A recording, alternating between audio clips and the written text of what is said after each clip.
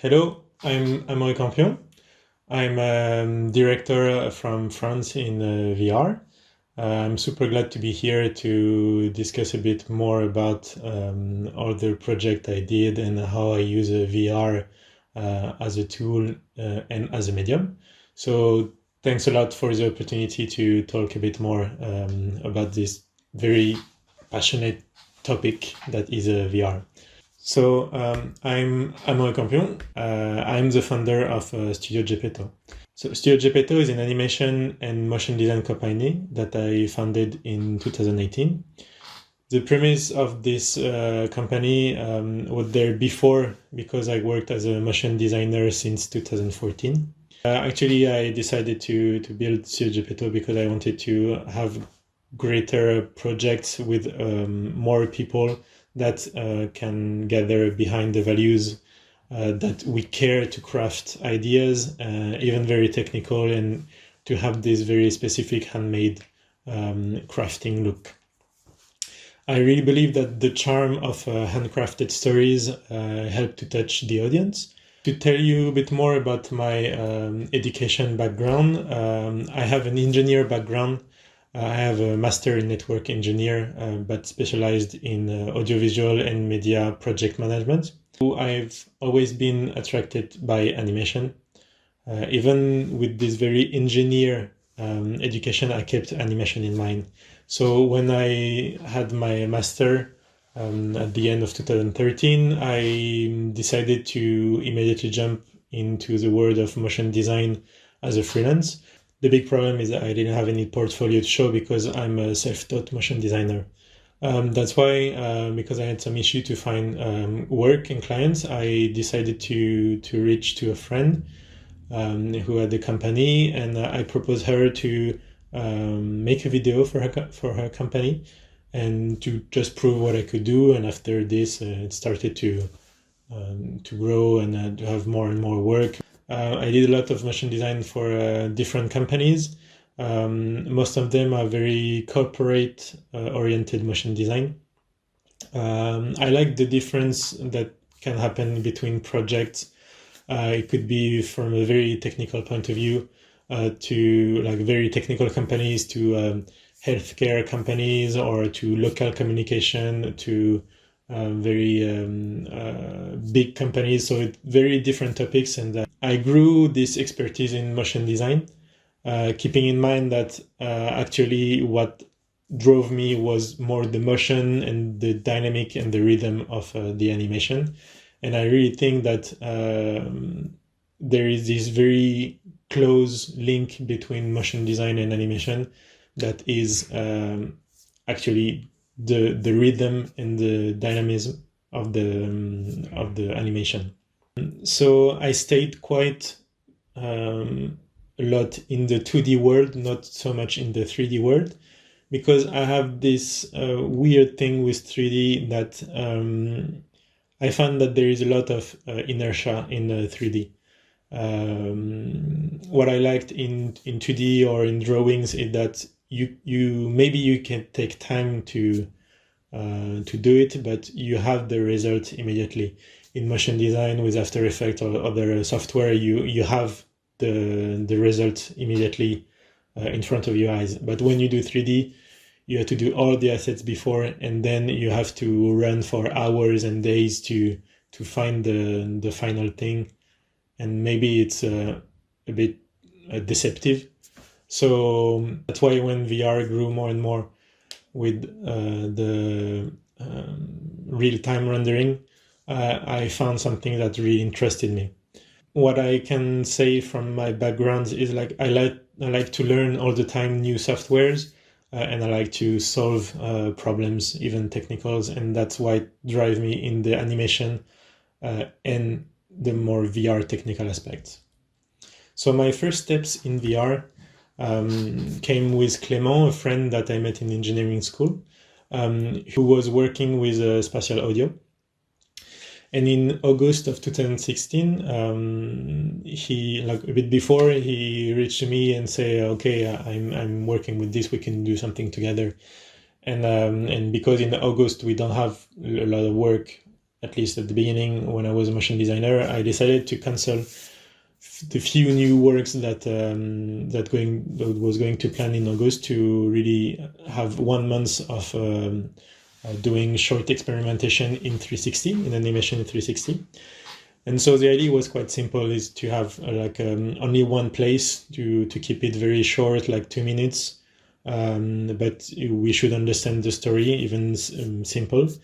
And also things happening all around us, because the idea was to show a bit more about the special sound that was quite new to YouTube at the time. You can watch it actually in YouTube, this experimentation that is Snowball. Everything was hand animated with special audio. And as I said, it was quite new, so we were very proud to release this in 2016. It's a mix of different techniques. There is handmade animation that I imported in After Effects. There is frame by frame animated directly in a rectangular, which clearly I don't think it's something you should do, because it's really a real pain to do. It was directly hand animated from my frame on Photoshop, and also some rotoscopy, then imported in After Effects. We actually made it thinking about the French festival, 360 French Festival. It was the first edition in September, so we really had this 1 month to finish the project. That was really cool to work in this time schedule.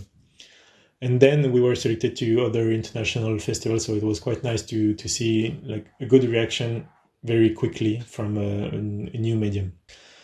Then I did some other 360 animations for like wish cards for a special sound company, or I helped setting the environment for a 360 advertising for a whiskey brand.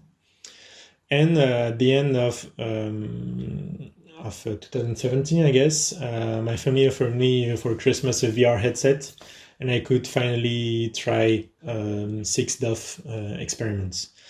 I tried animation experiments as Allumette or Henry.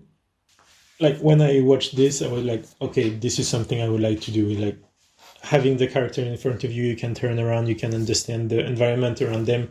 It's really something that popped in the mind and say, okay, this is really something I want to do.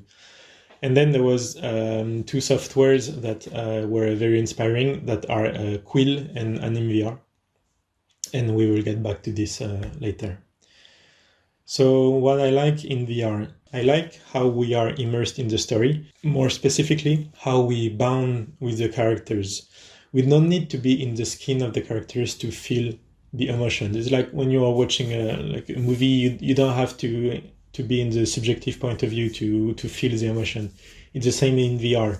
But in VR, you are feeling the presence of the characters, because you actually physically are in the same scene.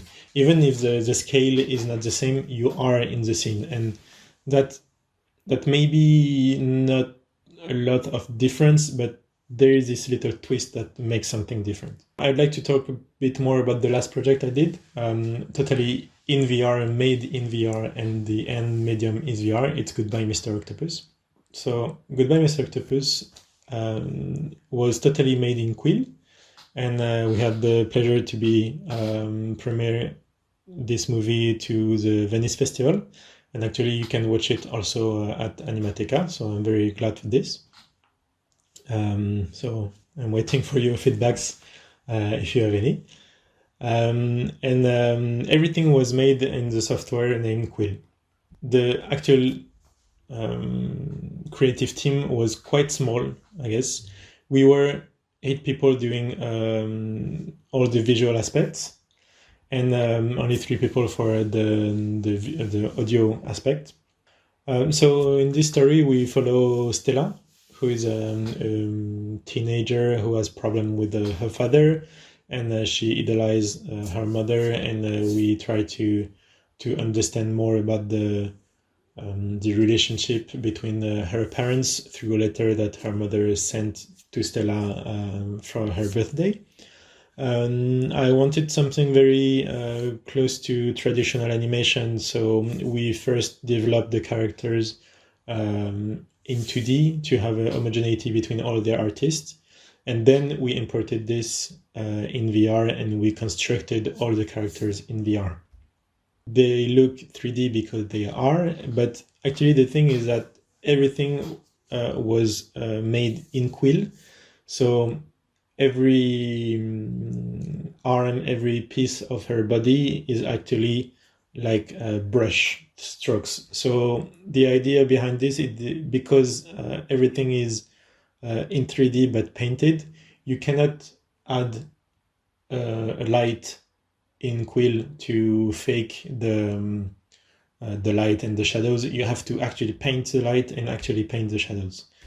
This is Leonard, the father of Stella, and you can see already here we have painted some lights on the face, and a bit more here where we added a blue tone from one side and a very much warmer tone on the right side. The idea behind it is really to consider this as painting illustrative illustration like.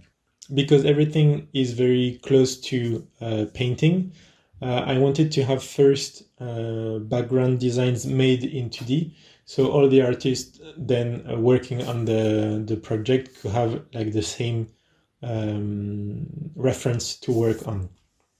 For the background design, also in VR, which is important is to feel the space around you. So we did different version of the room, but then with VR you can already make layouts in VR and understand if it works or not around you. So there is the bedroom of Stella in daylight and also in the evening and in the night. And here you can see how we translated it in VR. So all you can see, the light, the shadows and everything is made in VR. It's not rendered from a real-time engine. So when there is light, when there is soft light, it was paint in VR. It was added with brushes. It's the same for the characters. You can see, for instance, her hair, where it's very cool to paint actually, because we have the brush in 3D and we add the colors by hand on the hair. It's really a nice way to play with the light and to add these traditional aspects in the 3D world. Because it's actually 3D, we have a topology of the character that are quite similar to 3D. Here you can see the faces of Liv, the mother. Here you can see Liv, and on the right the different zones for the face. We had to really think of the topology in terms of how light could bounce or not on the skin, because everything is brushes. The direction of the brushes really matters on how we have the light afterward. The fun part of doing lip sync is really as stop motion could be. We made different versions of the mouth, and then depending on what she's saying, we just replace frame by frame the mouth we wanted to make the character talks. Actually, I think this workflow is very close to stop motion, but all in VR. I wanted something close to traditional animation, as I guess you understood. Quill allows to have a very stop motion feeling, and I like the idea of the interpolation-less animation in order to trying to focus more on the specific keyframes and that we choose to show. On this point, I share the point of view of Raf Anzavin. The nice part of VR is because you have the character in front of your eyes, you can do stop motion as it was in real life. But the plus is you can go back in the past and change a frame, and it's really like you have a puppet in your hand, and you can move the arms, you can move the head, and then if you're not happy with it, you can, after everything is animated, you can change the hair of the character very easily. It's like it's like a workflow I was not used to because I come from a 2D world, but it's something that is really really satisfying because you are actually touching something in virtual life, but still it seems very tangible. You see what you are doing, and I find this very interesting in VR. I started to use VR first as a medium, as an end medium, and while working on it, I understood all the potential that VR could be as a tool. When you are working in VR, you could work in the same scene that someone else. For instance, if someone is working on one character, and another one could work on another character, and you can like share files, and you can immediately understand because you are in the scene how everything is working. You can make annotations and only share the annotation, and if you are not in the same room, it's not a problem because you are actually in the same scene. Many people say there are new ways of storytelling that we have to build for VR. I agree, and also I disagree.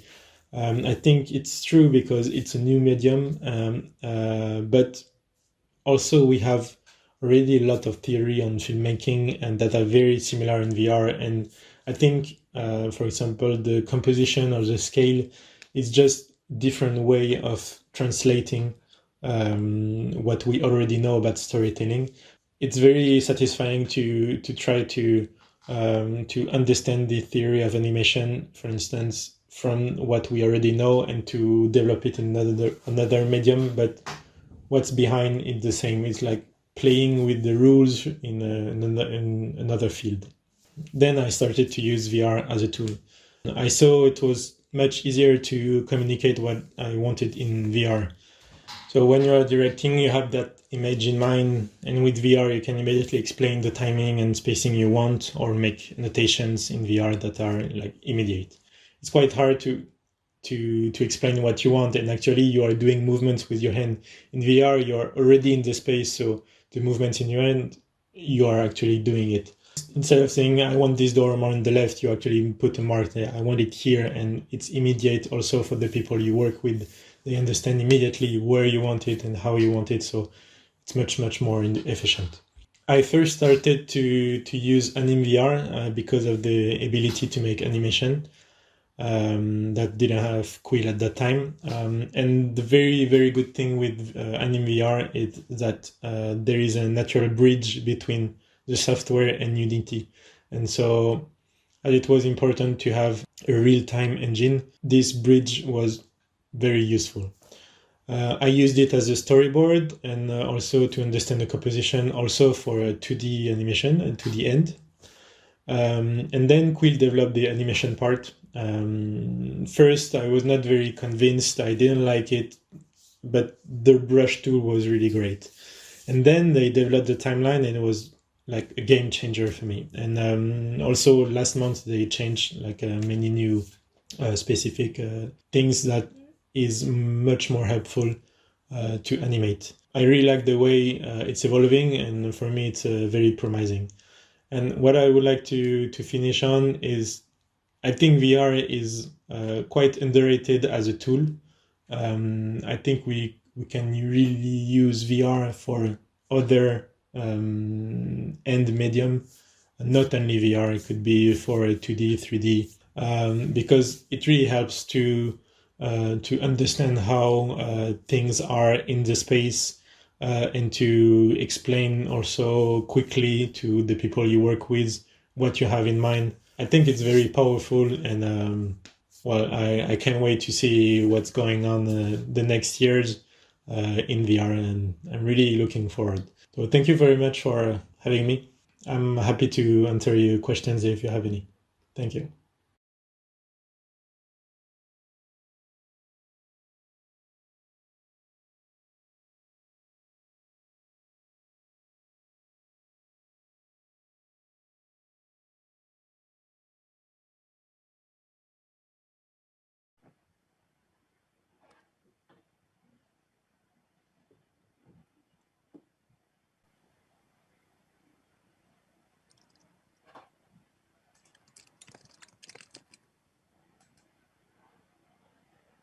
So welcome back. My name is Manu Weiss. I'm your host for the Q&As today. And our next guest is Amaury Campion Hey, from Paris. How are hi. you doing, Amaury? I'm good, thank you. Super glad to be here. We're glad to have you. So I have a few questions for you. And the first one will be, how did Goodbye Mr. Octopus come to life? Did you pitch to Oculus or Atlas 5? And how long did it take you to actually create it? So it's a nice question because we did it very quickly in the end. So it's very interesting to see how quickly we made it. I was contacted by Atlas 5 when discussing about another project, and I say, okay, we can make something in Quill. So do you have any ideas, any project? And I said, yeah, I have this in mind. And then we pitched it to Oculus in December last year, and we had the go in January. And actually, this year we started to really write the story with Lily in January, and we started the production in February when the scenario was not over yet. And so I don't know why we rushed this way. Maybe because we had okay, we have a deadline, we Yeah. have to make it quick. But in the end, we started to work very quickly, and then the pandemic happened, and in March, when the other animators were about to start, we were in lockdown. So everyone came in the studio to take the computers back to their home, and we worked in Remotely. distance, yeah, in lockdown. Everyone in VR from a different part of France, and actually we finished around the beginning of August. So it was almost 6 months production, including everything, scenario, a concept design, animation, all the assembly of everything, and it's over. And because it's in Quill, everything was handled afterward to be broadcast in the Quill Medium Theater. Mm-hmm. Well, it's great because the project came out like a surprise. Suddenly there was Goodbye Mr. Octopus, because usually they always have a certain time where they tease the project, and suddenly there was this huge project. Oh yeah, blah blah blah, and I was like, wow, okay, when did that happen and how? Because I know you a little bit from our animation network, like l'animation too. I always saw you a few years already, and then suddenly you do VR, and I was like, what is happening here? I didn't really see the evolution of it, but it's really interesting to see that a project like that actually came to life, and it's also quite a nice one. And you also can see it, as Amaury also already mentioned, you can see it in our exhibition as well. I just put the link in the chat. You should really check it out if you have a VR headset. That's the restriction, unfortunately, that you need a VR headset to see it. But I mean, it's free. You can actually watch it, and it's really great, and you should go and see it. Yeah, go see it. Cool. So then I can also give a follow-up question to the production of Mr. Octopus, because I sometimes also produce VR experiences myself with different artists, and I always struggle a lot to find people who know the tool and are professional enough with the tool. So how, especially also people who understand what it means to create spatially, because it's not necessarily the same as when you have a flat page, obviously. So sometimes all the rules apply as well. How did you actually find the talents for Goodbye Mr. Octopus? And if so, did you have to learn the tool on the job, or did you teach them, or how did that go? So I had a bit of experience with Quill myself, so I knew how was the limitations of the tool and what we could do about it. So I had this in mind when creating the scenario. And one, like Leah contacted me saying, okay, I do Quill, I'm available, we can work together. So like this was very like a miracle, saying, okay, she's here, so let's work together. And the others, because I wanted like an animation very close to 2D animation, I looked to 2D animators first. Yeah. One I knew already because I worked with him on a 360 video. So he was already interested by VR, and it was a long time already. We were talking about working together to do That was another. a perfect project actually to do that. I guess. And the others, like I really I made some tests because some people are not very comfortable to work in VR for a long time.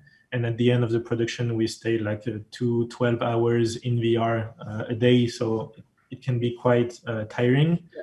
So I had to be sure it was comfortable for everyone to work in VR because all the work were done in VR.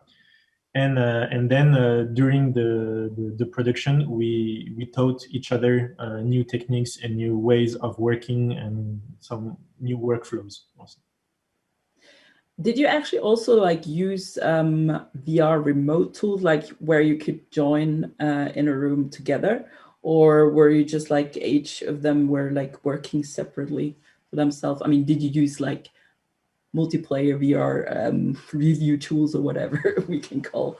Yeah, we tried this. It's not really like a very specific tool, but we try to meet in the Oculus room, like in Oculus lobby, to talk. Like also because we were all in lockdown, just to make a team building in a way.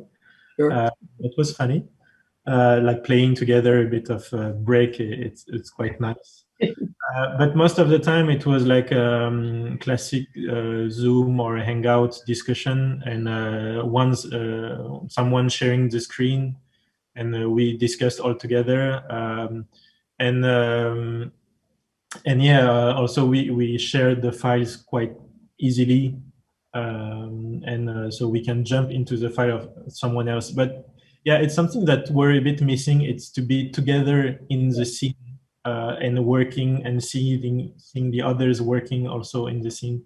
It's something that I know some studios are already have software to work on it, but I don't think it's very used by now, but it's something that There would is be. no specific tools who actually give you all the things that you need to do this. I mean, I know some studios, they have like created this kind of type of tools, but they use it just like in-house. So it's not like something that is available to everyone. And otherwise you just like repurpose other tools that do some kind of the things that you need.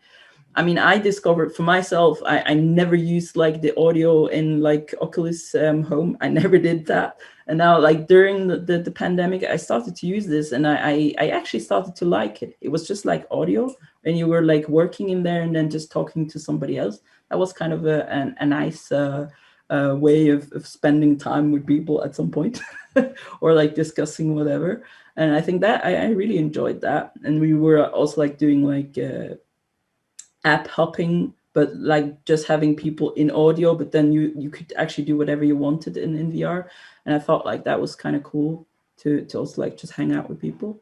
But yeah, I mean, that's definitely, I mean, I know there's a lot of companies who work on this type of tool right now, but I don't know of any that is specifically done for like animation production or VR production or The something point like is really the that. animation production, to be together in the scene of animation production. Yeah.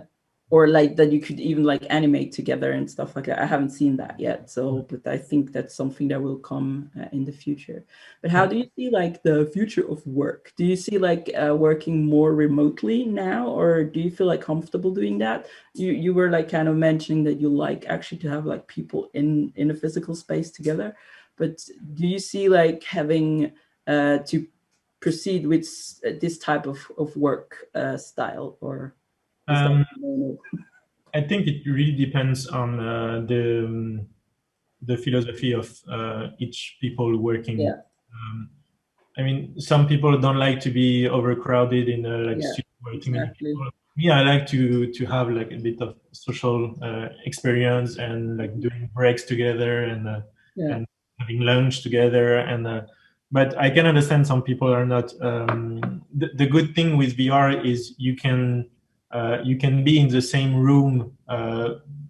In the same VR space, but you can be also in different room, but in the same VR space. So it's not that difficult to translate the VR workflow in remote working. Mm-hmm. But I think it's not changing so much about how we will work in the future. If people want to work from home already in animation, you can do it, except Exactly. specific animation, but you can already do things like this.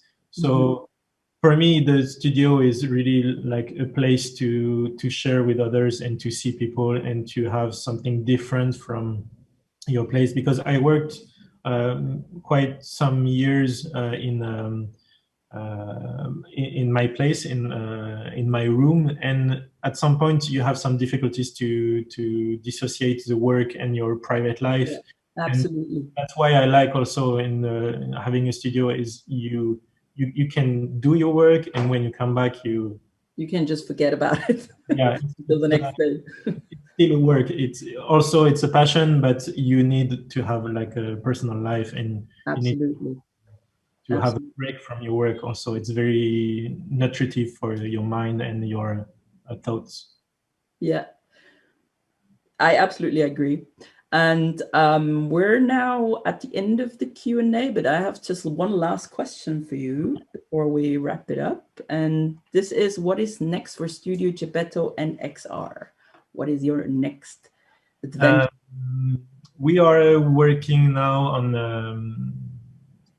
on some projects that are not yet announced. Not announced yet for sure, but not settled. We are working different directions, but I think it's going on a good way. We are still developing more animation center and animation orientation, and for sure VR will be part of it. Yeah, clearly. Perfect. Well, thank you so much for joining us, and hopefully you can enjoy the rest of the festival. See you around. Bye-bye. Bye.